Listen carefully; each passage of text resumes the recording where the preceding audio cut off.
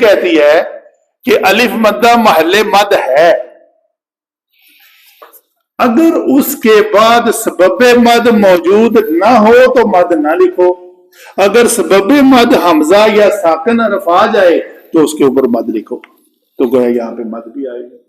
آگے ہم نے جب اس کے پہلے الف لام داخل کیا تو سین چونکہ حروف شمسی میں سے ہے تو اس لام کے اوپر جزم نہیں لکھیں گے، کیا لکھیں گے سین کے اوپر؟ تو گویا یہ لفظ بن گیا ہمارا السماء۔ ٹھیک ہے جی، تو یہ پورا ہم سین میم واو سے السماء تک پہنچ گئے۔ اب یہ جو ٹیکنیکل طریقہ ہے جیسے ہم نے بنایا جی، اب اس سین میں ہم دوسری سین نہیں کہیں گے؟ نہیں جی جی، سین مشدد سے مراد دو سینے ہرگز نہیں ہے، یعنی بیہائنڈ دا سین جسے کہتے ہیں نا انگلش میں، وہ لام موجود ہے۔ جیسے ہم جب فقل ادغام کرتے ہیں، ادغام کو جب کھولتے ہیں تو کہیں جمع بناتے ہوئے وہ اصل واو جو ہے وہ لوٹ آتی ہے، جیسے مثلا لفظ ہے جی جی، تو وہ واو لوٹ آئے گی، تو اصل ہے وہ۔ اچھا جی، یہ ہوئی ہماری علم صرف کے مطابق بحث۔ جی آگے چلتے ہیں علم نحو۔ صرف میں ہم نے یہ دیکھا کہ ہر کلمہ کیسے بنا، یہ علم صرف ہے۔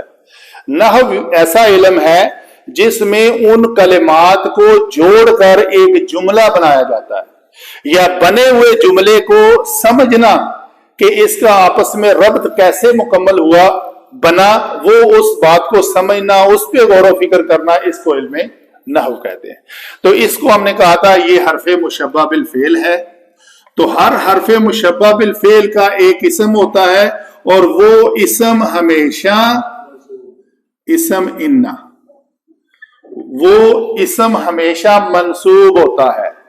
منصوبات ڈاکٹر صاحب ہم نے 13 گن کے رکھے ہوئے ہیں، وہ 13 ہیں کہ جب کسی کلمے کو ہم نے منصوب پایا تو ہم نے پھر اس لسٹ میں تلاش کرنا ہے، ان 13 میں سے ایک پہ ٹک کرنا ہے۔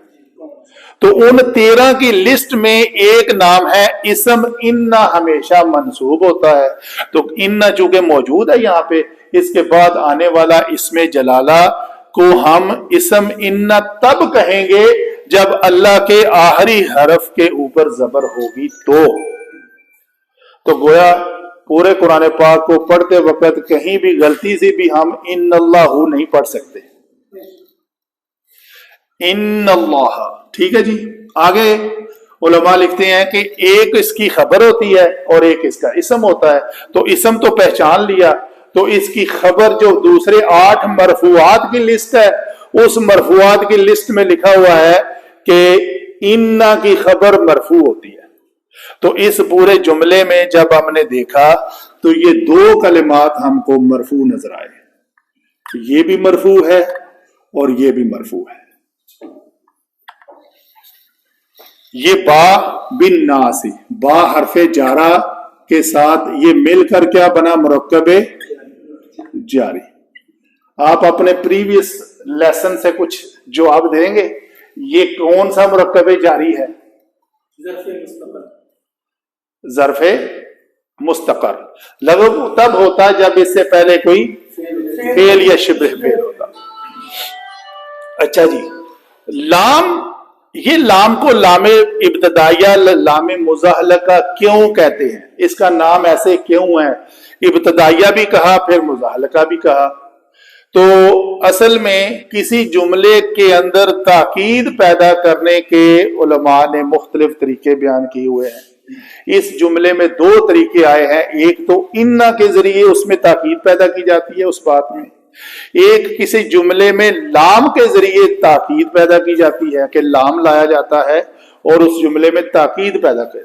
تو چونکہ ان دونوں کا شروع میں آنا محال ہے اکٹھا، تو اس لیے اس لام کو ابتدا سے ہٹا کر خبر کے اوپر داخل کر لیا جاتا ہے، تو انہ اپنی جگہ پہ رہتا ہے۔ تو یہ جو پھسل کر خبر پہ چلا جانا، اس کا نام ہے مزاحلقہ۔ تو یہ لام جو ہے یہ شروع میں تھا لیکن اس کو اننا نے ہٹا کے، جیسے آتا ہے نا کوئی چیز، چل تسی اگے ہو ہاں جی ازی بڑے چیئرمین اننا کہتا میرے نال تسی نہیں رہ سکتے، انہوں نے ہٹا کے لام نو ایتھے لکھتا گویا جی لام تاکید کے لیے ہی ہے۔ تو گویا اللہ تعالی رؤوف بھی ہے اور رحیم بھی ہے، کن کے ساتھ؟ لوگوں کے ساتھ۔ تو گویا یہ مرکب جاری کو ہم کہیں گے یہ متعلق ہے کس کے؟ خبر کے، اس کے بھی اور آگے بھی، دونوں خبروں کے۔ گویا یہ رؤوف جو ہے وہ مرفوع ہو کر خبر اول اور یہ خبر ثانی۔ ہمارا جملہ مکمل ہوا۔ ان حرف مشبہ بالفعل اپنے اسم اور دو خبروں اور ایک متعلق خبر سے مل کر ایک جملہ اسمیہ بن گیا۔ بے شک اللہ تعالی رؤوف بھی ہے اور رحیم بھی ہے لوگوں کے ساتھ۔ آگے ہے لفظ قد۔ قد کو میں نے لکھا تھا تکثیر، تکثیر کہتے ہیں کثرت کو، بار بار۔ تو ترجمہ آپ کو آتا ہے تحقیق ہم دیکھ رہے ہیں۔ اس کو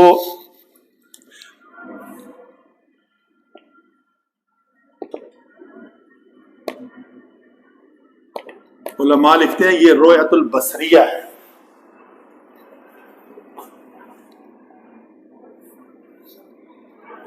رؤیت البصریہ،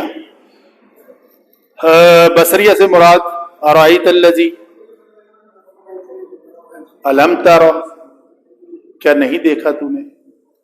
تو یہ علماء کی مختلف اس کلمے کے اوپر بحث ہے، خیال کرنا، غور و فکر کرنا، اندازہ لگانا۔ تو یہاں پہ رؤیت البصریہ سے مراد ہے ڈائریکٹ کسی چیز کو دیکھنا۔ تو قد کا مطلب ہے تحقیق، حقاً، ایک تو یہ بات ہے۔ دوسرا تکثیر کا معنی اس لیے لکھتے ہیں علماء کہ اللہ تعالیٰ آپ صلی اللہ علیہ وآلہ وسلم کے چہرہ مبارک کو بار بار اٹھنے کو وہ دیکھ رہے تھے۔ تو دیکھ کیسے رہے تھے؟ رؤیت البصریہ کے ذریعے۔